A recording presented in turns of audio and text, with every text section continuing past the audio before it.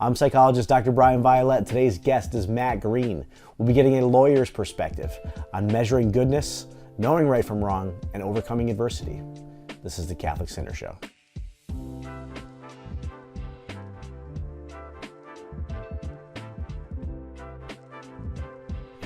How does it, like, before we even get into the discussion, is it, I imagine standing up in front of a jury, you're probably not all that anxious right now.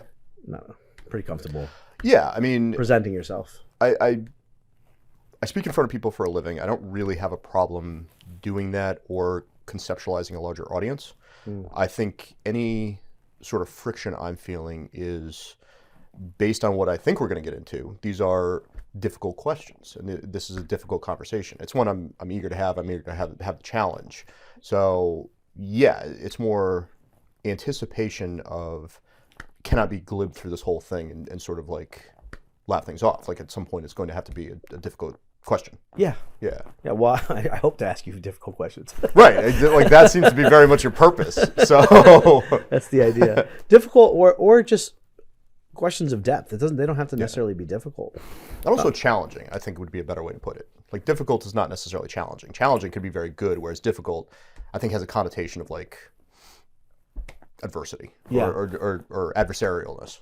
Yeah, well, I mean, that's probably like a good place to start. It's good because something I wanted to talk to you about is overcoming difficulty. Sure. And you know, it's my assumption or my observation that I think a lot of people today, namely young men, are looking for some kind of pathway forward, and we've lost role models, we've lost guidance, we've lost a lot of direction. I think there's a crisis of leadership, a crisis of strong men to guide us. Even for myself, looking around, I don't even know who to look to anymore as a model for me. Right. And so, you know, I think we're all still wondering, like, well, how do we deal with things when they get tough? So I want to talk about a few things that have been tough for you and how you overcame them. But I think it makes more sense to begin with just taking a few moments to explore the way you look at the world. I know when I called you and asked you to be on the show, I could almost see your gears turning as things were like you were like, it's like the burden of proof was on me. Like boy, this guy is a lawyer. Like I could just see you like it being filtered through like your thought process in terms of asking whether or not it makes sense to you, like whether or not the project makes sense, and whether or not like you want to do it. It was like I felt like I was on trial. Like I mean, most people I ask are like, cool, right?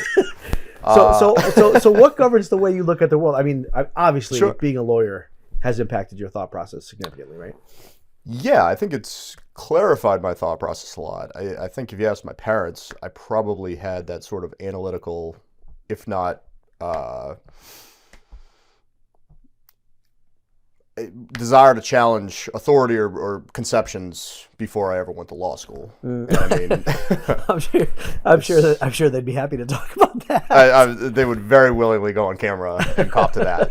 I also think it's telling that, I mean, my grades progressively got better. Like I did better in college than I did in high school. I did better in law school than I did in college. Why is that?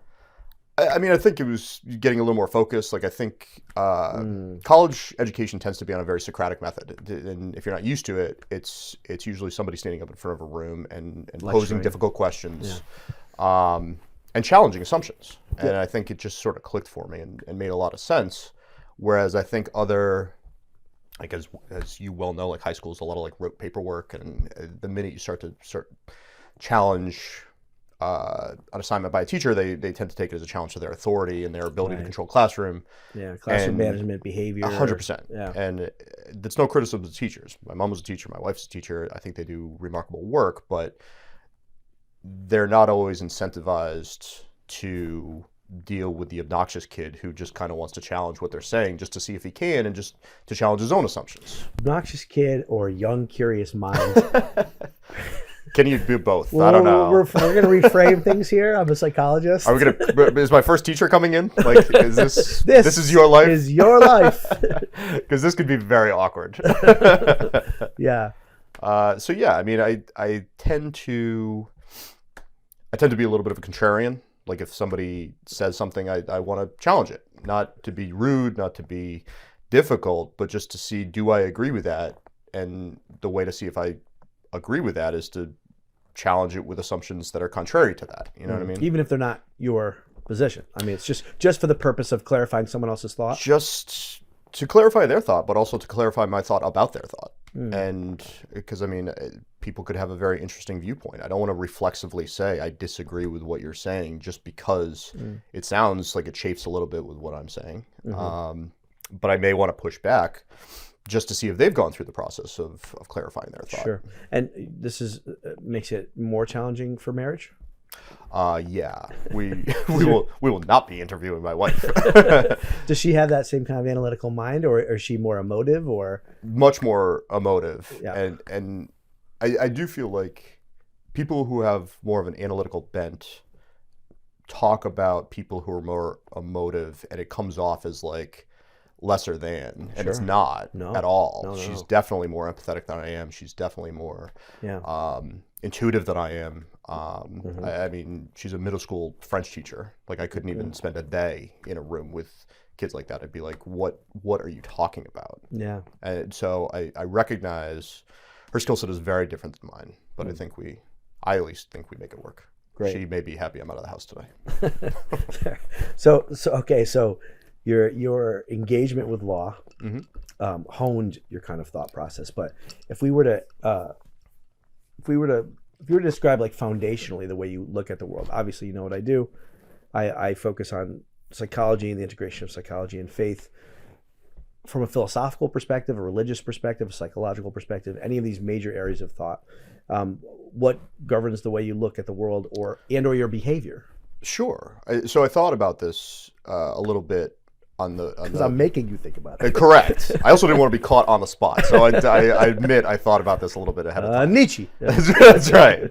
I was a double major in college in philosophy and English, and I took a lot of philosophy. Yeah. And I found that like English I came into because I'd already had AP credits and it was the easy way. Like I was already sophomore standing or whatever. Oh, wow. But philosophy, I was like, I went through the effort. I started from the beginning, and I really enjoyed it. And I specifically liked Greek philosophy. I took a lot of that from the pre-Socratics through Socrates, Plato, Aristotle, and you mentioned the Socratic method, right? Yeah. And I think there's a lot of interesting things there. I also I remember it wasn't a thesis, but it was like a major term paper on comparing and contrasting Kieran Kierkegaard and Nietzsche, just from two very different perspectives, which I found interesting. I don't think I'm not wholly in either camp, but just to sort of compare and contrast and test assumptions. Existentialism versus nihilism. Right, and then it goes for like I definitely did some like Cartesian duality, and like it became like Bertrand Russell, and like what is mind, what is soul, what is and how do people think even, and it sort of carried forward. Daniel Kahneman, who just passed away, wrote a really seminal Thinking Fast and Slow. It's not philosophy per se, and he actually won the new Nobel Prize in behavioral economics. But it had to do with like how people process information and how people that think they're having a very rational thought process are really just making very quick instinctual decisions. Well, we have to, right? We do, because it's impossible. So much stimulus. Right. And only more so over time. That's why I think our kids have a harder childhood than we did. There's just so much more information thrown at them, so much more to deal with. Yeah. I think a lot of times we reflexively say like, oh, we had it harder. We had to walk to school, and kids today don't have like toughness to them. But in reality, I think they have a much tougher. I don't know. I think that narrative is changing. I think adults today are looking at the world of social media and they're like, ooh, it's brutal. I'm glad that wasn't my life. I can tell you, before I like reached this point of clarity, which I'm feigning, if videos had existed when I was through high school, I would be screwed. Like I would be in very big trouble. If videos? What do you mean, like camera phones? If just things, the you have a confession right now? Right, exactly. It's just the stupid things I did were captured on camera, and if I couldn't go through those stupid things and shed them, that would be very difficult. Yeah, it's probably. I mean, it's just anxiety provoking for kids today to even know that at any given moment They could be recorded. Their mistakes Right. can be recorded forever. Right. That stuff does not go away, right? And not to be able to make mistakes. Like I knew in high school and even in college, like I was doing stupid things. Sure. Like, and it was sort of the thought process of like, yeah, this is the time to do stupid things. I can get away with it. It's not going to ruin my life. Yeah.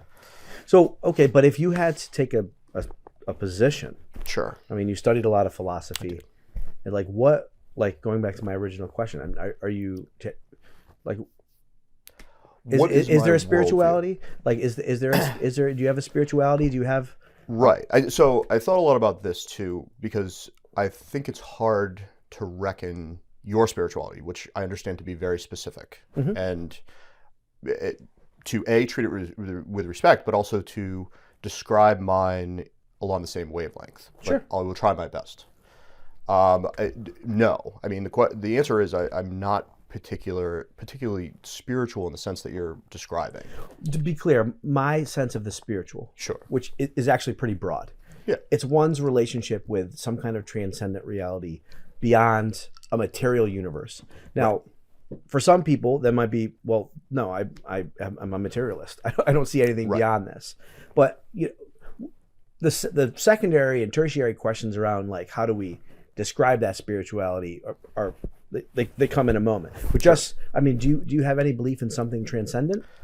I don't have belief, and I say belief in a capital B, because I go back to like, not to keep name dropping philosophers to make myself sound smart, but like it was really telling to me when I read Soren Kierkegaard and talking about a leap of faith. So he uses this metaphor that true belief is to approach a chasm that cannot be breached, that cannot be leaped across, and to know with every fiber of your being that it is impossible to leap across that chasm, but to nevertheless do it, knowing that it's futile and you're going to fall and die. That is really the fiber of belief. That it has to be that strong. It's contrary to every rational input you have. You know what I mean? That's how Kierkegaard portrays belief. He described it as that's how he described the leap of faith. Okay. To know that you cannot make that leap, to know that it can't be done, but to nevertheless believe that you are going to make it. Based on trust. Faith. That's based on faith. That's belief in a capital B. I'm also paraphrasing this from years Of course. past. Yeah. Faith understood as trust. I mean, faith is a pretty big word too. A leap of faith. I mean, you can unpack that word. You can. I mean, some people mean it to just understand it to just mean belief. Like, do I believe God exists? Right. But I think there is a perspective that faith is a question of a personal relationship and trust. And I'm not going to leap into that chasm without you saying it'll be okay if you do. But who says that? That's the question. Right. So I guess from my perspective, capital B, capital F, I've never had that moment of belief, faith, or anyone telling me there's a higher being. And I don't criticize or take issue with anyone that has. In fact, I admire it. Sure. But it's not something that has occurred to me, and I'm not going to go through it just for a rote process. In other words, I'm not going to attend church not having that moment of capital B, capital F, belief, faith. An experience of because I simply don't. Now, I don't see that as like a moral failing on my part, and I don't see people who have gone through that as wrong. I see belief and faith as anti-rational, as like it can't be. You see it as anti-rational? Yes, and not irrational. Not like those people aren't thinking. It's anti-rational. We can't have a debate over this material world that in any way impacts. Your presupposition affects the rest of that conversation, right? In the world, like if faith and reason are like faith is reasonable depending on what your presupposition is, and everything flows from that. I guess it's the question of what reason is. Systems of logic, right? Like the initial starting point of Well, if your belief and faith is based on there is a higher being who has set down a series of rules that I want to follow because it's right and it's been prescribed to me. Mm-hmm. Is that more or less right? I mean, again, I'm cutting very. It sounds very sterile. I don't think that would be a belief a religion that I would follow. This is not my pitch from the pulpit. That sounds awful. That's right. My career as a Southern Baptist leader was very short. But my point almost is like that's a series I get. like if somebody has that faith and says, okay, I have this faith, this is the series of rules that I should live by because they've been given to me by a benevolent creator who has spoken to me and requests my faith, and I'm going to follow these because I understand it to be right. Like that's, I get that as sort of a concept. Yeah, I think the thing that I would, for myself, Sure. I think the thing that I would clarify or nuance a bit is that I think commonly people think of morality as a system of rules that I should follow because it's right. I mean, that sounds terrible. I think of it more. Well, sounds forced. I think, that. I think it's more like there's a God who loves me, and he does give me rules is probably the wrong word, prescriptions to live my life by because doing so is good for me. Not that it's right or wrong, but that it is good for me. Right. And I trust, it's like a child in relation to a parent. I don't tell my kid not to touch the hot stove because I don't want him to have fun. Right. Is that a rule that I'm forcing upon him? Right. Yeah. I mean, if he's pissed off at me and he thinks I'm some kind of tyrant that doesn't want him to have fun and just like I'm lazy, I'm the one that doesn't want to take out the trash, so I'm making him take out the trash. Sure, I get that psychological projection onto me. Right. But from my perspective, you use the word benevolent. The benevolent parent is like, dude, I want to teach you responsibility. I don't want you to burn your hand. I want you to succeed well in school. Like, that's a faith I can get behind. Right.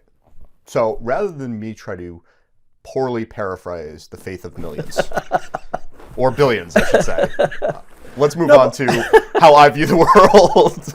Sure. Fair enough. Because, again, I was trying to set up sort of a counterbalance, but clearly I can't be so presumptive as to describe the faith of billions of people when it's not something that I really believe in. Sure. You know what I mean? Sure. So the best metaphor I could come up with was, you're familiar with like infinity? We can get into with infinity. Yeah, like as like number theory. Not recently. But infinity, like you count up 1, 2, 3, 4, 5, 6, 7, infinity. Sure. It's not an actual number. It's a concept that suggests that you can keep counting forever. It doesn't end. Yes. So there's big infinity. Somewhere out there, there's an infinite number of numbers. That keeps going. That keeps going forever. It is the infinite. I understand the concept. Right. Yes. So there's big infinity, but there's also little infinity. Okay. There's an infinity between 0 and 1. Because yes. put a 1 over every number, and you get shorter fractions. The decimal point keeps going. Well, it's even so. You between 0 and 1 is 1/2 and 1/4, 1/8, 1/16, 1/32, and that goes on to infinity. Yes. So there is the infinite that is big, but there is also the infinite that is very small, and there is infinity between 0 and 1. Now, the metaphor I'm trying to play out is a lot of people very justifiably want to know, what is the point? What is the big infinity? Because that's a great question. Why are we here? I find that I can't wrestle with that based on the facts that I have. I don't find those conversations particularly fulfilling because I can't push back against them. I can't say, well, no, your faith is wrong. First of all, I wouldn't because it's presumptive. And Hold on. So you're only fulfilled if you're arguing with people? Maybe that's the point. Maybe that's it. I think that's the way I wrestle with like concepts. You know what I mean? It doesn't have to be arguing. It doesn't have to be rude, but it's like, okay, you've laid out this moral framework Why for me. can't I touch the hot stove, Dad? Now we're back to talking about your parents. Exactly. I think that's the problem. I do want to push back. Like I want to say I can't take that on faith. Like you've now described a moral framework for me. Yeah. Does that work? Like how does that work? Yeah. So the point of saying I'm more interested and I spend my life thinking in the small infinity. Okay. And I see the small infinity as like, how do people interact? How does our world work? Like, why do people have different moral systems? Less because God has told them to. That's something I can't go to them and say, your God is wrong. I mean, that would be, first of all, I can't do that because I can't show anything that says they're wrong, but also it would just be dickish. And it would be like, this is something they've chosen and clearly have it. It's not just that they've chosen, it's that through the fiber of their being, they feel they believe that. It. Exactly. Yeah. So who would I say no? Right. But the point is, I'm much more interested in moral philosophy and like, why do people choose like to behave the way that they do? Well, that becomes psychology very quickly. It does. Moral philosophy and psychology. That's right. Right action. And what drives right action. Right. And when you start to scratch the surface again into psychology, a lot of times it's relationship patterns that go all the way back, or it's the emotional life governing.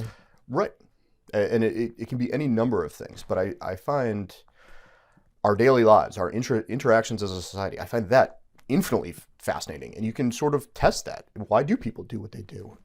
Individual people, societies, cultures, like that I find very interesting and fulfilling to talk about. Yeah, and do you draw that into your work in the courtroom?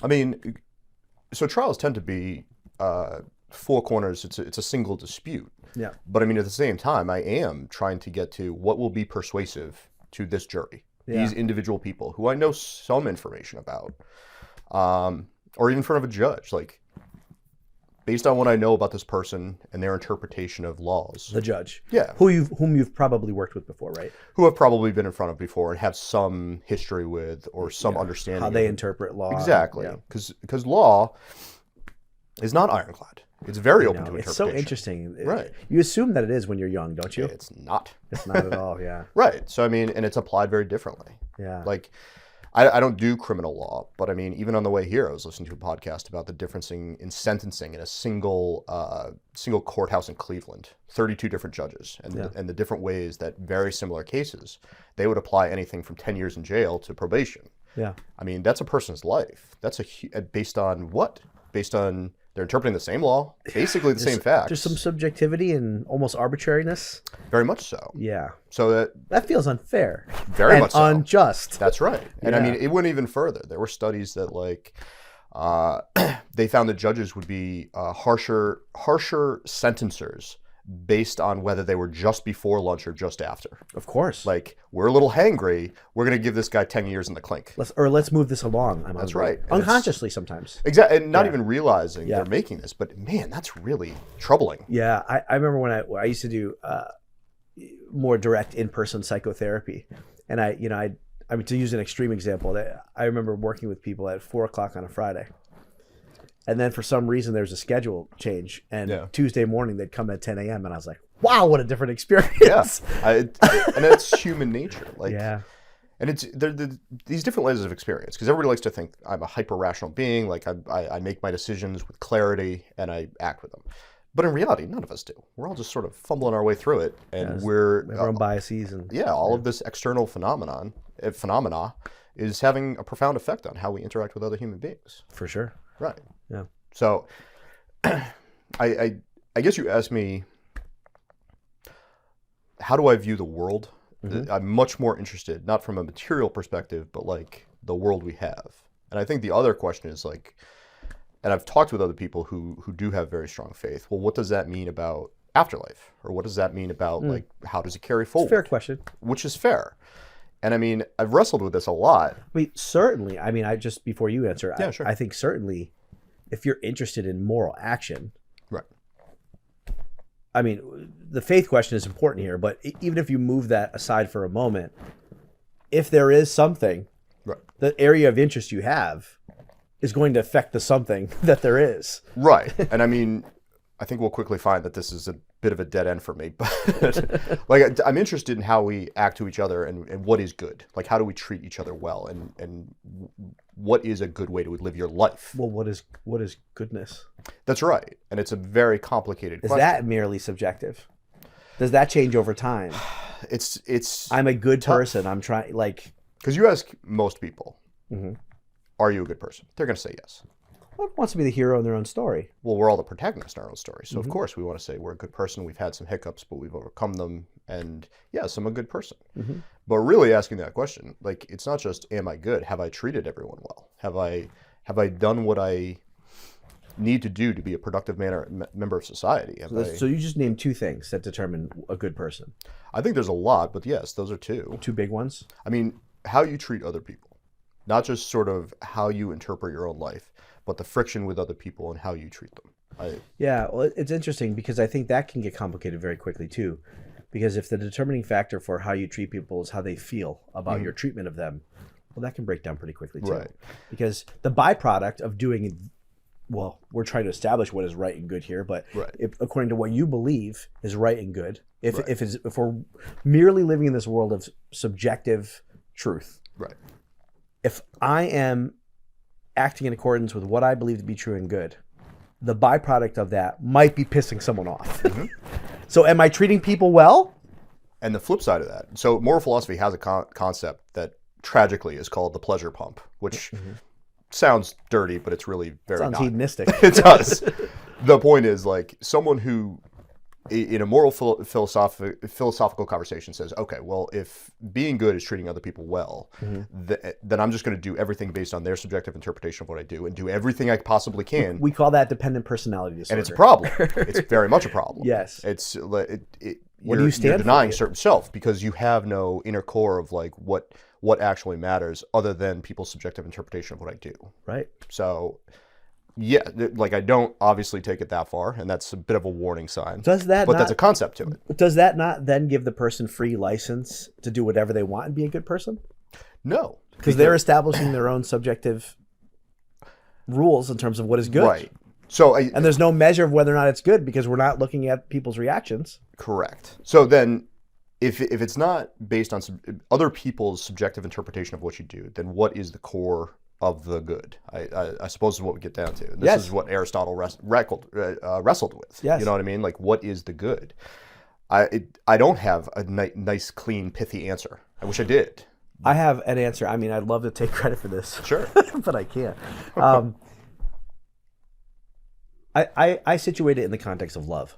And I think a good working definition of love is willing the good of the other for the sake of the other. That's good. Treating person as an end, never as a means, and doing what I believe to be good for them and relating to them, even if that means I suffer and sacrifice. Sure. Again, parenting is an easy way to exemplify this. Yeah, absolutely. You know, it is good for my child for me to wake up at 3 a.m. and feed them a bottle. Right. Even though it does sort of violence to me, it's suffering and self-sacrifice to me. Right. And this, I mean, this is a small sidestep into the Christian faith, which is like crucifixion on the cross, loving for people and dying for them, right? But yeah, I mean, even if you take the religious out of it, like just from a philosophical standpoint, I think that that's a pretty good working definition. No, I think that's an excellent definition, and I mean, it clearly can't be all about yourself, and it clearly can't be all about other people. You know what I mean? So there is a balance that we're trying to strike, and what I typically, when I find myself ill at ease with my life, it's because I found myself out of balance. And I do think there's a certain balance we're giving too much to others, or one or the other. Yeah. You know what I mean? Either being too self-indulgent and doing what I want to do, or giving too much of myself to others, just sort of without no processing self-care, it. Right. So I mean, there's a balance to strike here. You asked me about philosophers I've liked. I actually think the ones who I get a bit of a bad rap, but I liked the most were the Stoics, which were Greek philosophers. And I think they get a bad rap because the word Stoic generally means like stone-faced, like you react to nothing. But that's not really what they were talking about. What they were talking about is you can't control everything that's going on around you in life, but you can control your reaction to it. And I think there's wisdom to that. If we were trying to define our good based on how everyone else interprets it, then we'd go crazy. It's impossible. You can't please everyone. Yeah, I think the psychologist in me would want to nuance that. Sure. That proposition. I think we cannot control our emotional reaction to the things that happen outside of us. The emotions are a response to our experience. That is not controllable. So it is appropriate to be sad at loss. It is appropriate to feel joy at communion with others. Sure. It is appropriate to feel anger at injustice. Like that, our emotions tell us about what's happening outside of us. Now, but the nuance is we do have a will, and we can relate to the emotions. Right. And what we do with the emotions is important. Right. And so, I mean, I might be angry at an injustice. Am I going to murder someone? Right. We also tend to be very forgiving if it's paired with intellectual impairment and disability. You know what I mean? Like someone who acts like a child but also has the intellectual processing capacity of a child. We're like, okay, this is someone who is dealing with developmental delays. This is somebody who deserves our compassion, our empathy, etc. Sure. But when there's a large imbalance, and it's somebody who actually is very sophisticated intellectually, but has those emotional gaps, if we want to call it that. Yeah. I think that's much harder to wrestle with. What I was going to say was that someone like Woody Allen, in terms of the art he's creating, might be an entirely different part than you see in his private life. Yeah, absolutely. So you can appreciate it. Right. Because he's probably, I'm sure he's a very complex man. And art we have control over. Art may be aspirational. Sure. It may not be reflective of the person, but it's who they want to be. Right. Because I don't know who everybody you like to read or watch movies or TV, but I can't read. A lot of artists are, I think, objectively terrible human beings. You know what I mean? Like often, yeah, yeah. This goes back to the whole. This is probably a good segue actually, because I want the lack of leaders, the lack of role models out there. More and more, where we discover that people that we could look up to, we can't, or we want to look up to. R. Kelly made jams. Well, the latest is Diddy this week. That guy made great music. Yeah, he made great music. It becomes not. Allegedly. Problematic. Allegedly. Sure, let's say for the cameras, allegedly. Yes. It sounds pretty convincing, but allegedly. Yeah. That he was a monster during all these years, allegedly. Yeah. But, I still like his music. Michael Jackson. Guy made jams. Oh, my heart breaks for Michael Jackson. The guy, and he lived his life so publicly from such a young age that I do think, compare him with R. Kelly. I tend to be much more sympathetic to Michael Jackson and be like, this is a fractured human being. Yeah. Who may have done terrible things. We don't know, but just an absolute fractured human being. Well, I also think, too, that it's very difficult to live a balanced, healthy psychological life and be really good at something. To be really, really Or in front good. of cameras. Or in front of cameras. Yeah, to be elite, though, at things. The people that we look to, I think that's we right. have the halo effect, right? So someone is a fantastic athlete or artist, we assume that quality is present in the rest of their life. Yeah, and that's unfair, because in order to be that good, they've probably had to sacrifice healthy living to get there. It requires almost like a monastic devotion to whatever skill they developed at the detriment of being a normal human being. That's right. Right. The first, I think the first domino for me in learning about that was Michael Jordan. Michael Jordan was my hero because of how good he was. Right. And then you find out, he cannot stop being competitive. And that's it. With women, with gambling. Exactly. And it's such a good example because he wasn't an outright criminal. I don't think he arguably ever broke a law that I can think of. No, he had gambling debts and such. Gambling debts. Yeah. But he also, it was a fraction of his wealth. You could argue his gambling, even in millions of dollars, wasn't irresponsible because he had so much money that it didn't matter. To us. He never put him, right. If I had $1 million gambling debts, put me behind bars, but not him. Yeah. And you're right. I just think he was such a, the more I, The Last Dance and learning more about him, he's such a flawed human being. I think he's in a lot of pain still. I think he is. Yeah. All right, so let's talk about overcoming difficulty. Sure. We talked a little bit about the way you look at the world, and you came up with a few examples of tough things that you've gone through. Sure. Let's start. Let's go chronologically. Okay. So I think the first one that you brought up to me was life in track. Yeah. And I wanted to come up with, these aren't necessarily the toughest things. I almost have to preface this because it's high school track. It's not the end of the world. But at the time, it was important to me. Okay. So I don't think it's fair. Well, I think it's a trap. Sure. To rank suffering objectively. That's a great point. You're right. Because, the 13-year-old girl who, broke up with her boyfriend subjectively might be just as devastated as the politician who just got caught. Right. Subjectively, it's catastrophic for that 13-year-old girl. So exactly. I think we're all, that's not to say we don't want to balance out the inequality of the world. I'm not saying anything like that. But, a young high school kid who is dealing with internal struggles in relation to his athletics, let's validate that. Let's honor that. That's a fair point. Fred Rogers. I love Fred Rogers. Someone asked him once, why are you so good with children? Right. And he says, because I take serious the inner drama of every child. That's a great point. You're right. And it goes back to us being the protagonists in our own stories. Yeah. It was important to me at the time. And therefore deserves some empathy and respect. Yeah. So that's interesting that you say that would be an area of struggle for you, because from the outside looking in, I was always like, Matt's an incredible athlete that's just like with ease faster than everyone. Right. I think the most interesting thing, honestly, before we get into it, Sure. the most interesting thing about your track career from the outside looking in was the fact that you are white And had glasses.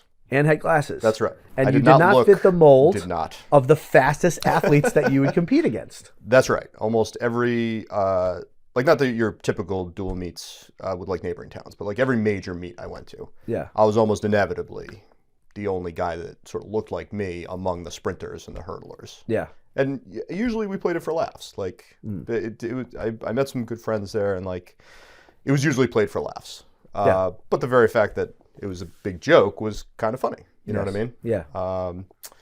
So yeah, in my senior year, I was injured during the state championships my junior year, and didn't get to compete, and it was very frustrating. And I kind of came out senior year with sort of something to prove, and I was very focused and decided I wanted to leave my mark. And I think I was undefeated to that point and won like the conference championship, whatever. And it was at the Class M championships. So that's the class championships before the state open. Yeah. And I think I was the favorite. I was running 3 events. I was the favorite in the 2 hurdles events, 110 hurdles and 300 hurdles. And the 110 hurdles comes first. And first you do the preliminaries, and then the top qualifiers go to the finals. Yep. And I'm going into it, I'm basically like, just don't hit a hurdle. You'll make the finals. Like you don't even have to, not go that hard, but like just get over every hurdle. Like yes. It doesn't have to be perfect. This is like so meta right now. Right. So this is so meta. I know exactly the overcoming difficulties conversation, which we're literally talking about hurdles. Yes. So I get into the blocks. I'm calm, cool, collected. I'm like, the mantra is, okay, just don't go crazy. And it was inexplicable. I flinched. I have no idea why. And they called me for a false start, and I was disqualified right off the bat. So as this realization is sort of sinking in, like I was supposed to win this, and I wasn't even getting a chance to compete. Well, was it random? I don't know. I'd never done it before, and I didn't do it after. Like it was one off. I literally wasn't trying to get an advantage. Was it at all connected to, I was injured my junior year, and I came out with my senior year wanting to leave my mark with something to prove? I don't know. I mean, I don't remember consciously thinking, you got to get off the line quickly. You know what I mean? No, I don't mean consciously. I mean, just looking back, do you think there was a part of you that was? I do remember put putting a lot of pressure on yourself. I do remember feeling pressure for the first time in like high school athletics. Yeah. Like I was putting pressure on myself because I had ambitions much beyond that class meet. Like the class meet was like grouping similar sized schools in the state, but it wasn't that big a deal. I wanted to win it, and I just wanted to sort of move on to the next stage. So I sort of had a reputation for a bit of a fiery temper, particularly in the competitive nature. Had sort of thrown starting blocks in the past, had broken hurdles before, like typical teenage angsty things. So I, as I'm walking back with my starting blocks, I could sort of see people cringe. And it's the first time I sort of had, I don't want to call it, well, let's just call it how I experienced it, a moment of clarity. And I just put my blocks down. The only thing I said to anybody, I went over to my coach and I said, wake me up 10 minutes before the next event. And I went back, put headphones on, and so what was the clarity that everyone was expecting you to lose your mind? It was extreme rage. Like I was so angry with myself. I was so disappointed. But you saw everyone anticipating your behavior? It all like very quickly honed into like this one little pinpoint of light of like where it became purposeful. You know what I mean? Like it wasn't going to be, I wasn't going to demonstrate it all. And it's the first time I ever experienced that. It was like I'd had this adversity and it just literally went to, like it all came down to this point, and I was the most focused I'd ever been. Very stoic of you. Right. So I literally went back. I wouldn't call it sleep or meditation exactly, but I closed my eyes and I literally had headphones and just shut everything out and just concentrated on that one pinpoint of light, which was all of my rage, disappointment. And I'm like, I'm not going out like this. I'm going to make these feelings purposeful. I'm going to not let this control me. Correct. So then I remember my coach, he was young. I mean, he'd taken over for the head coach who'd had a heart attack. Like, he was a young guy and didn't really know what he was doing, but a nice enough guy. And he like taps me on my shoulder. He's like, you got to go. So I warm up, and I felt that purpose, that clarity.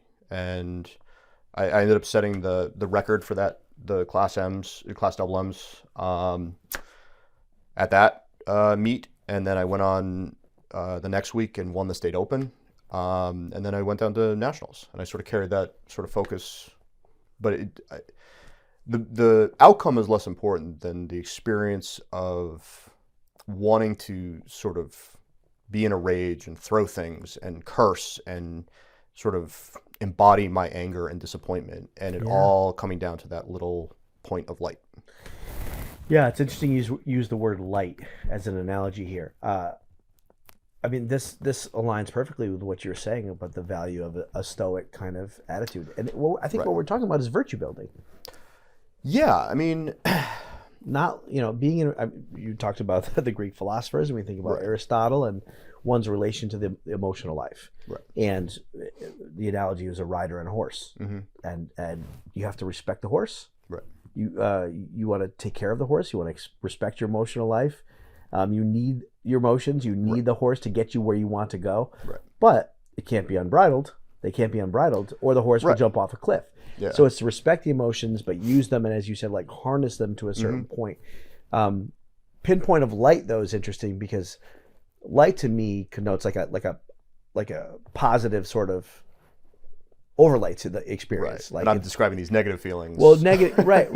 But but you almost like you reframe them in your mind as powerful, positive motivation. I think that's what it was. Is that, and I guess the way I conceptualized it was like this rage was like this sort of fiery. Yeah. What was your relationship to your rage before that? Like, you were frequent? No. But I mean, how did parts of you feel about the other parts that would rage? Like, were you did you embrace the rage? Were you resistant to the rage? Were you trying to control the rage? Like, yeah, I mean, I'd go through where I think I'd overreact to things, and I'd be disappointed in myself for doing things or acting in a way that I thought wasn't consistent with my character or what I thought my character should be. And so I'd go through this process of like overreaction, not properly sort of processing what I was going through. And when did that start for you? Like, when's the first time you remember like rage? I mean, I remember even as a kid, like being frustrated when I couldn't control things, and like when things were out of my control, but also the authority thing. Authority, but even just like controlling circumstances and interactions with others. Like, if I didn't understand where somebody was coming from, my frustration, I think, wasn't always properly processed, and it would manifest itself in different ways. Sometimes you wouldn't put word, like you didn't have a way to put words to your anger. I think that's part of it. Or if I did put words into it, it wouldn't be in measured hurtful terms. Words. Yeah, it would be words that didn't particularly help the situation.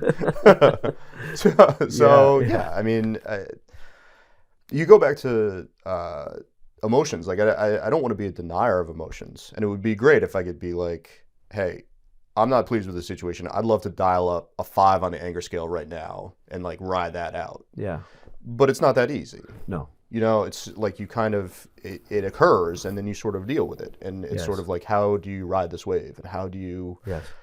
And that's why it was so clarifying in that moment, because it's the first time I sort of harnessed it and was like, I can make this purposeful because I have a goal. It's a very easy goal to define.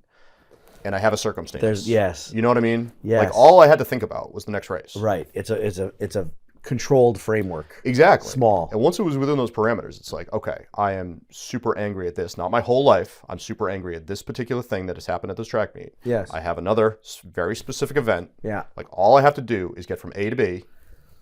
And I have to complete this task. Yeah, that's it. And we as men love that. It's so much easier. It's so much easier than relationships. 100%. Yeah. Because even defining the parameters of what is a relationship becomes so much more difficult. And it's like... Let's put a pin in that. Right. I think we can probably get that as the conversation moves on. Anything else you want to add about the track experience? No. I mean, I think my dad told me years later that it was one of the proudest moments he ever had for me to like not sort of overreact, not to like just to handle it so calmly. From his viewpoint, it was calmly. I didn't know your dad well, but I had the impression that he was generally a laid back guy. He was. I mean, he was a very intellectual guy. He was a very he wouldn't necessarily have conversations like these about grand philosophy, but I think he would recognize the little infinity I talked about. He found everything interesting. Yeah. Like he had more hobbies. He read voraciously. Yeah. One of the most intelligent men I've ever met. Like just he found everything interesting. He never had a bored moment in his life. Yeah. Because he would always sort of find something like, let's pick this up and look at it and like kind of think about it and like what does this mean? Where does it fit in? And I find value in that. I think it's an admirable thing to do, because if you're not going to sort of have an overarching imposed upon you moral framework, constantly asking those questions is the value itself. You know what I mean? Of constantly wrestling with like, what is it? How do we do this? What is good? How should human beings treat each other? How should human beings live their life? Yeah. So I often find that the question to be the value. Yeah. No, that's awesome. And of course, there is as much as we're talking about a closed framework, the biggest takeaway, probably the most meaning that you take away from that experience was, that was the moment my dad was the most proud of me. 100%. So you bring in the relational dimension no matter what. Like that's what shapes the meaning. It's not just. If you had asked me in the moment, I would have been. I think I would have described it as just like, no, I recognize I had another task to do. But of course, in hindsight, like it becomes narratively grander. Yes. And has since taken on more meaning in my life. Like you know what I mean? Yeah. It ended up being something I look back on as a lesson in how to deal with adversity. Yeah. And let's jump ahead to the bar. Similar type of experience? Similar. I know. I mean, I had to take the EPPP. I know what it's like to stare up at that mountain from the bottom. Exactly. And I know the bar is very difficult. I mean, but you brought it up as a challenge that you overcame. So it is similar in reacting to a situation of adversity. So like law students graduate in May and then take about 2 months before taking the bar in July. And then you just treat it like a job. You spend all day, you go to classes, special bar classes for the first half of the day, then you study for the second half of the day. And that's 7 days a week for 2 months. And it's a 2-day exam. I think it's 10 subjects. First day is 10 essays. And no, first day is like a full day of multiple choice questions and then 10 essays. So it's typically like law students or like post-graduation will focus all of their energies on passing the bar. You're not nobody has a job. You're not like working. Okay. Yeah. Gotcha. They give special student loans to give you living expenses for that period of time, because it's after your law school loans and after your scholarships. Oh, I didn't realize that. So you can take out like a special 2-month loan to like pay your rent until you get a job. Oh, interesting. So during that time, I was starting to feel bad. Like I was having intestinal difficulties. Like I was clearly getting sicker. And I didn't really know why. I was a pretty healthy kid. Like it was like nothing I'd really experienced before. To the point where I was living with roommates. You're like 23? Yeah, no, I was older. I was 28. Okay. Yeah, 28. But I was still living with like roommates from college in Somerville, Massachusetts. To the point where I remember passing. He's one of my best friends, but I passed him and he was like, "Where are you going?" As I was walking out the door, I was like, "Yeah, I'm going to walk to the hospital."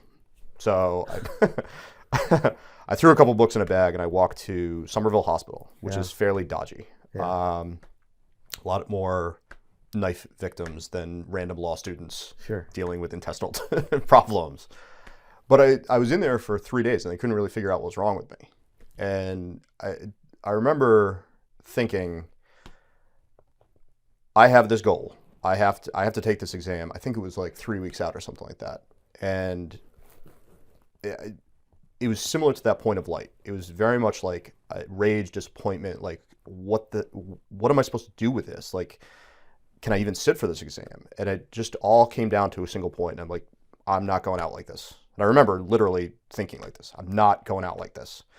So I called my now wife. She brought me all my books and I sat and I'm like, doctors, do your thing. I'm going to sit here and study. and I'm going to do this. I'm very interested in where that insight came from in these two different contexts. The I'm not going out like this. It's Does it seem like it came from like almost outside of you, or from a place within you? Does it come from previous experiences, people who have modeled that for you, like that? Because that seems to be the anchor point. It does, and I think I've heard it termed as grit, of just like there's a situation. It's an that act of the will. It is. It's an insight 100%. Mingled in with the will. Yes, and it's an adverse situation where you're sort of given an out. Like I don't think anybody would have faulted me if said, "Look, I'm in the hospital. I can take the bar in February. Yeah. I had a job starting that September, and I'm sure they would have understood. Sure, like because I was clerking for a judge. I didn't even need to have the bar to do it. Yeah, but it was more just I'm not going to back down or be beaten by this. I might be beaten by something, but it's not going to be this. And I'm not sure. I don't know where it comes from. It's hard to articulate because it's something I would like to be able to instill in my children. I'd like them to have that sort of internal drive of whatever my goals are, I'm not going to be thrown off the path or take excuses or anything like that. And this is what I'm trying to capture in our conversation today. Is like what is that thing that we all can. Is it replicable? Is it replicable? I don't know. Is it temperament based? Does it come from? Well, it's certainly not just in me because I've seen so many other people who exhibit this characteristic in different ways. But it's not in everyone though. And it's not in everyone. I agree. Can it be learned? Like what I don't know, because the part I struggle with, particularly now again with my kids, is it an innate personality characteristic or is it something that you can develop? I think you can develop it, but it's based on some success at some point. You know what I mean?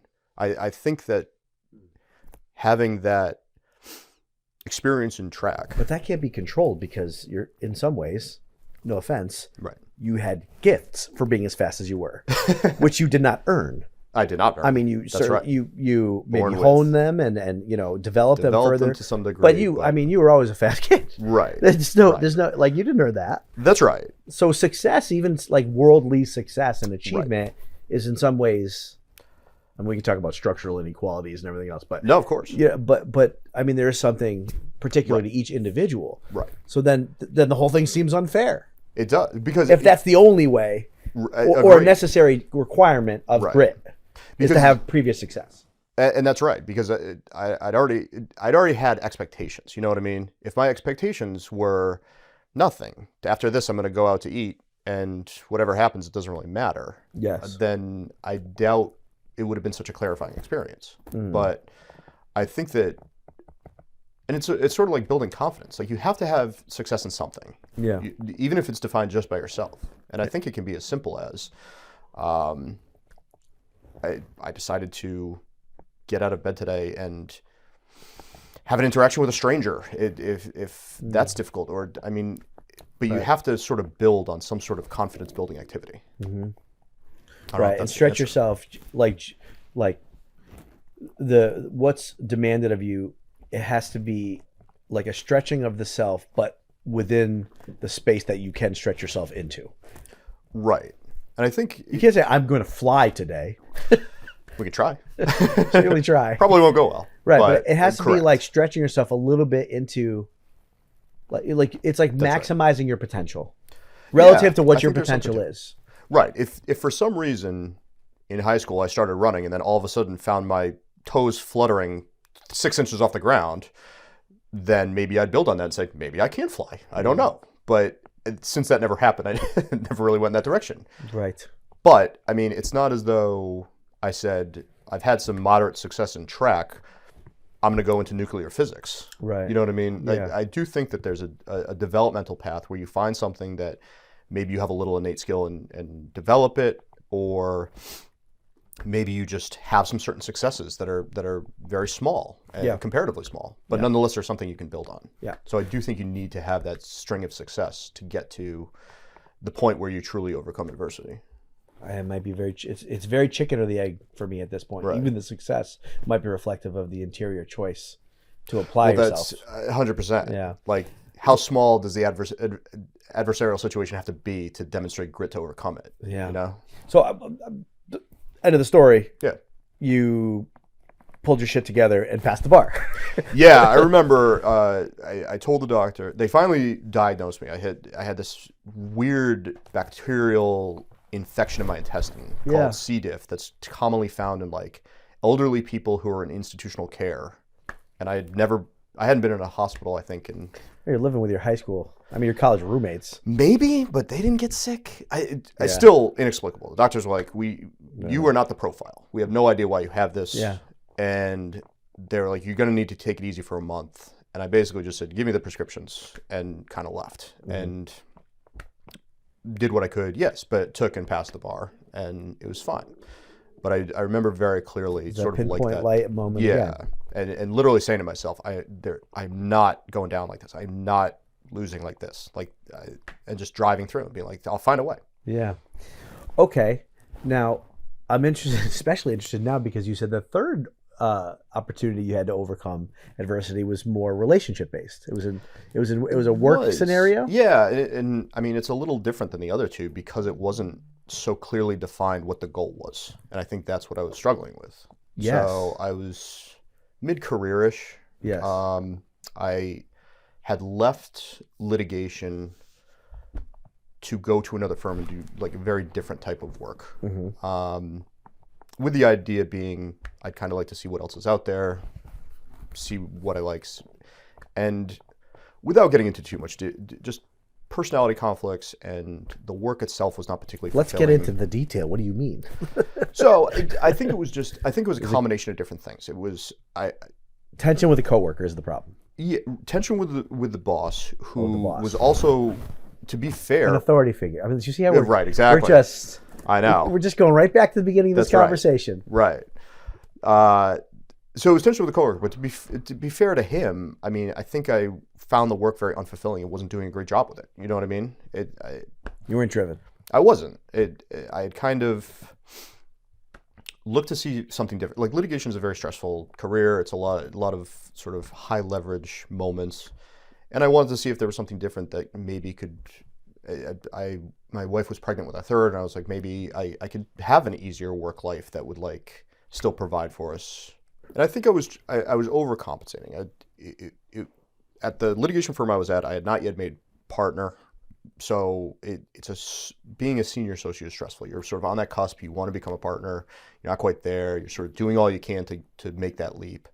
And then I decided maybe I could find a less stressful way. Maybe it would be better for my family. Maybe it would be better for me. But I also, I stopped drinking alcohol and caffeine at the same time that I started this new job. Like, I started working out differently. Like,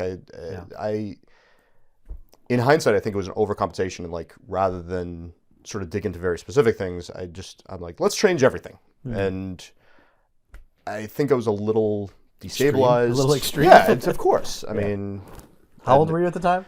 I was 34-ish. Okay. Something like that. Yeah. Like an adult. Like, I should have known better than to be like, here's my life. I'm going to change everything. Yeah. So I was also training for the Boston Marathon. I was going to run the marathon for the first time. Which, right. If I was a closer friend with you at the time, I think I would have sat you down. I could have used you in my life at this point. Yeah. So I'm doing all of this stuff, and it was weird. Like, I don't know why. I was having a hard time. I was having a hard time. And it was weird. I mean, the way it manifested itself, I literally came to a day and I could not eat. Everything tasted like sand. Like, I could not ingest food. It sounds like it sounds like depression. Yeah. And I think I was frustrated. I sort of changed everything. I think have I thrown away my old career, which I liked much more, by moving here? Like, I can't go backwards. Right. You know what I mean? And I think I was depressed.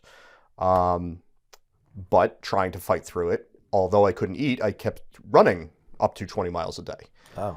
To the point where, like, I could feel weird, like, electrical charges throughout, like, my major muscle groups, because... Now, I'm not a medical doctor. Terrible idea. But I do know that you need to eat. Correct. If you're running a marathon. Yeah, I literally didn't eat for a couple of days, but was still running. Oh man. And my wife finally sat me down and was like, listen, you got to go see somebody, like emergency care. You got to go to somebody. Yeah. And I remember trying to get an appointment with emergency care because I didn't really have a lot of intersection with mental health, or I didn't really have any resources. And the first thing we could find was far away from me. You didn't have any resources in the world of mental health? Well, at the time, I didn't know what I had. I didn't know what I had, to be honest with you, I almost wanted to go outside of my normal life. You know what I mean? I wanted to be completely separate because I thought it was going to be like sort of a one-off, like I'll figure out what's up and then I can discard that point of my life. That sounds like every intake I've ever gotten. How long is this 100%. supposed to take? Just a quick strategy. That's right. Not a big deal. It was clearly like... Just a couple sessions. Just set me in the right path. My mindset, I'm fine. My mindset was even worse. Yeah. Give me the pill that will fix this. Oh. I'll get 6 of them and then I'll be done. Yeah. Right. So I finally get a intake nurse on the phone. Yeah. And I'm like, look, I don't know what's going on. I can't eat. I think I said I think I'm depressed. I'm having trouble functioning in life. Yeah. And she's like, well, what did you do today? I was like, I went for a 20-mile run. And she's like, come on in. what are you talking about? Yeah. And they made an appointment. Yeah. And I think the end of the story is not going to be dovetail exactly with what you want. But so I finally see a doctor and I sort of lay out what's been going on and I give him my misguided idea. Like, can you give me something to just sort of take the edge off? Like, is there a pill? I don't want to be on a regimen. I don't take medication. I actively try not to, but is there something that you can just sort of like kick me in the ass and sort of get me going again? Yeah. And now, to his credit, I'd driven quite some way. Like, I didn't live around there. And I was not a patient of his. I was not a patient of the facility. I was not a patient of even the group of hospitals, because it was the only one I could find that would take me that day. And he immediately accused me of drug-seeking behavior and was like, it wasn't sort of like, hey, I don't think drugs are the way. Like, maybe these are some options. Like, immediately it was sort of very harsh and be like, asking questions about like, well, why do you want drugs immediately? Like, are you going to other places? Like, and I remember getting so angry with him that I left immediately and went to Subway and ate for the first time in 3 days. And it was like a similar thing of like, who the hell is he? He doesn't get to like define me. And I don't think it was the healthiest way out of it, but I sat down after that and I'm like, this guy doesn't get to define who I am. And I'm again, not going out like this. It really was like that. And it's not that is not a model for like how it should have been dealt with, nor how I should have dealt with it. Yeah. But it was how I did. Yeah. And it was like, literally, that's the first time I was able to eat. And I was like, can you curse on the show? I was like, this MFer, there's no way that this guy gets to define my life. Yeah. And I went back and I started to think about some things. And I started to call people professionally. And again, I like small things. What are small things I can do? I definitely don't like this job. I don't like this boss. I don't like what I'm doing right now. Yeah. What can I do? And I called the old managing partner at my old firm and started to talk to him. I'd been so afraid to sort of backslide, and it's going to be so embarrassing if I have to go back. To his credit, when I left, he was like, you're going to hate this career. When you do, call me. And I called him. And we had a meeting. Yeah, we had a meeting that afternoon. And immediately, like, a weight was lifted. He was like, yeah, of course. Like, come back. I told you, you're a litigator. You're going to hate that work. Yeah. Like, come back tomorrow. Yeah. Like, let's talk about this. And we talked about sort of like road to partnership and like things that had been sort of opaque before were made more transparent. And it really was like very quickly sort of resumed where I'd been before, which I was afraid I wasn't going to be able to. But having that conversation, all of my sort of irrational fears of like, have I done irreparable harm to my career? Can I go back to this? So you felt trapped, really? I did, yeah, very much so. And yeah, he's a judge now. Like, I give him so much credit. Like, he brought me back and sort of put me back on the path of the career I have today, which I'm very happy with, and I enjoy it quite a bit. Yeah. So you said you would have dealt with it. That was not the way to deal with it. If you, right, more mature Matt sitting in front of us, how do you think you should have dealt with it? Like, what do you think you would have done differently? I mean, would it just have been call my former employer like earlier on in the process, or? No, I mean, well, first of all, I'm never going to write a self-help manual that says go to find a drug and then have a doctor talk harshly to you and say, screw him and eat a Subway. And that's the path to like fulfillment. Like that was clearly not the way. I mean, I think what I'd handle it is, first of all, have more conversations with the people I worked with. Like I don't know if that boss would have been receptive to me coming and saying, look, I really, something's not right here. Like, this is not fulfilling to me. Like, what are my options here? But the fact that I couldn't even have that conversation with him made me feel trapped. I think I would have called my old boss sooner. I think I would have opened up to my wife more to sort of explain like why I felt trapped, why I felt what was going on. And if none of that worked, I think going to seek mental health help in a more open-minded way, as opposed to just like, I got to find a guy who can give me one pill to get me through the day and then everything's going to be okay. You know what I mean?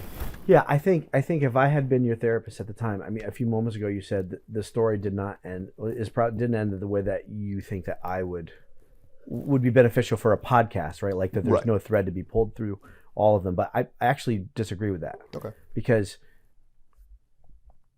what I would highlight as a character strength of yours is going all the way back to that track meet, is you learned how to use anger, right, and harness anger, in a productive way, right.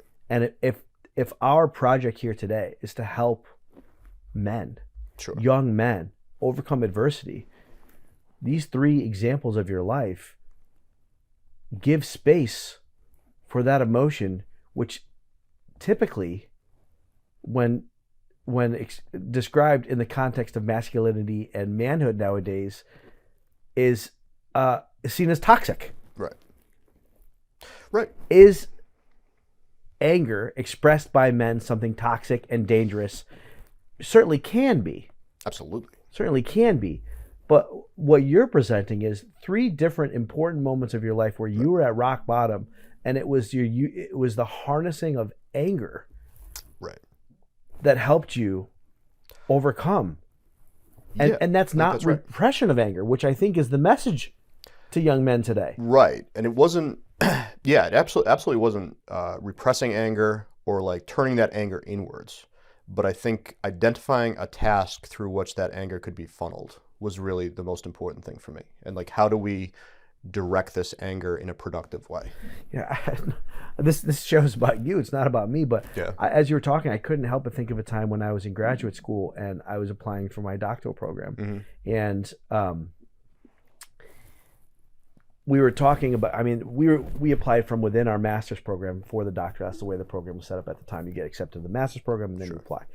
And I remember sitting in a classroom, and one of the professors who was on the admissions or acceptance committee for applicants said to the classroom, "Listen, we only have a certain amount of spots." Because I had said something. I had a question. Sure. And in response to my question, which I don't think he wasn't actually targeting me, but I felt like he was. Right. He said, "We have a lot of applicants, and there are only so many spots." Did he say it right on the heels of your question? Yes. But he wasn't talking to me, though. I think he didn't. I think. Well, now I know that. I would have interpreted it. No, I think he didn't. I think he didn't see the impact of his response on me. But he was trying to manage a classroom full of aspirants. Right. Right. But at the same time, like, if you'd seen it from your perspective, like, great question. This isn't for everybody. Right. Like, you're not getting in, essentially. Right. And I remember being like, fuck that. Like, yeah, exactly. Right. Watch me. I remember being angry. Yeah. And being like, watch me get in. And I like never had any ambition to even, I had all this insecurity about, my parents didn't have like higher education at that level. Like I come from a blue collar background. Sure. So this is all trailblazing. Right. My whole life has been like kind of trailblazing. Yeah. And I've kind of just, in my mind, like said yes to God over and over again and just tried something new. I mean, even this whole podcast is me saying yes. So I've never had the ambition to complete goals in a professional sense, really. A few times, but not really. Sure. And so even the doctoral program was like, I don't know, I'll try. I'm here, I'll try. Right, yeah. But the moment he was like, you can't, I was like, watch me. See, I love that, genuinely, Yeah. because that's something that very reaction I feel like has driven a lot of not even my successes, my motivations in life. It's a lot of been like, I think I want to do this, and then it's not to the level of, because Michael Jordan famously would create ghosts that would say when he was by far the greatest, but he would invent these voices or these criticisms from other people to motivate him. Yes. Like I to a problematic fashion. I think you can take it too far. Yes. But I do think that's sort of like, okay, you don't think I can do this? I'm definitely going to do this. And I think there's a difference between the imagined idea that people think you can't do it, and then when someone says it. Absolutely. When someone says it, like I could get lost in my own head and my own insecurities about my capacity to do things. Right. But when you hear someone, when you actually have the opposition outside of yourself, and you know what the enemy is. Well, it's great. It's so clarifying. Yes. Because you're right. I mean, everybody deals with these insecurities, and it's not like my mind is a constant focal pattern of like, here are the goals and here's how to accomplish them. Of course, we all have self-doubts. Right, and then I just muster up anger in order to complete those goals. That's right. My day is not like the Incredible Hulk, just like constantly getting into a rage so that I can get through my day. It's that external factor of it is important. I can't swear that it's healthy, but I think it's had a healthy effect. No, I think it is. I think the big takeaway for us today is that the emotional life is morally neutral. Like the emotional experience, all emotions are neutral. It's how you respond to them, how you relate to them, and all of them. I think there's a tendency for us to think that some emotions are good and some are bad, and that's not true. Even something like guilt, maybe shame, is problematic because it's a reflection of myself. I am bad. We never want to say that, but guilt. Guilt drives us towards communion. It drives us towards reconnection. We've committed some kind of injustice and we need to make up for it, right? So guilt isn't even bad. It's unpleasant for us, right? But along those same lines, in the spectrum of things, this silencing of masculine anger is throwing the baby out with the bathwater, I think there is a way in which a man can relate to his emotional experience and his anger and harness it, focus on that pinpoint of light, and use it to overcome the most difficult moments in life. Yeah, I think it's a great point, because you're right. We do hear so often about masculine rage that's been misdirected. Or even just assertiveness. Like, it's all mistaken for toxic. Right. And or leadership, or... And look, I'm not willing to accept any preconceived notions of what masculinity was or how it was defined in the past, or even how it should be defined in the future. But I mean, there is something to